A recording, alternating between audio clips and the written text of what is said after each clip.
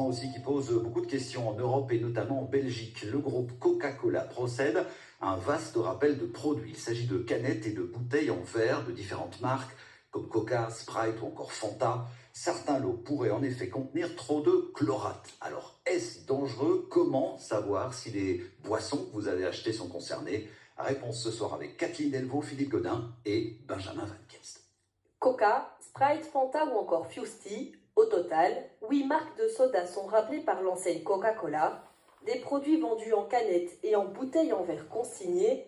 Le gérant de ce magasin a reçu l'injonction de retirer les produits impactés de ses rayons il y a 10 jours. Nous avons reçu un message de la centrale nous demandant de retirer en urgence toute une série de produits, chose que nous avons faite directement. On n'a pas eu de retour de la part de clients puisque dès la semaine suivante, Coca-Cola est venu rechercher leurs produits. Des millions de produits sont concernés et portent tous un code de production allant de 328 GE à 338 GE, des codes qu'on retrouve en dessous des canettes et au dos des bouteilles. Lors de son processus d'autocontrôle de ces lots, l'usine Coca-Cola de Gand a relevé une teneur trop élevée en chlorate.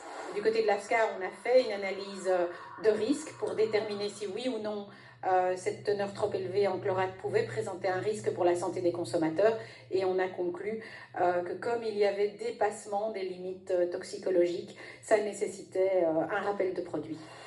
Le chlorate est un sous-produit des désinfectants au chlore, le chlore couramment utilisé dans le traitement de l'eau. Sur son site internet, Coca-Cola assure que les risques pour les consommateurs sont limités. L'analyse d'experts indépendants conclut que tout risque associé pour les consommateurs est très faible.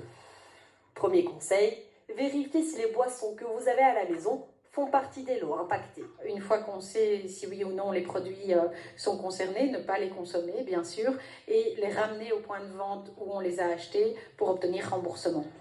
À noter que les autres codes de production ne sont pas concernés par le rappel, ni les bouteilles en plastique, les fontaines à boissons et les tétrapacks. Et puisqu'on parle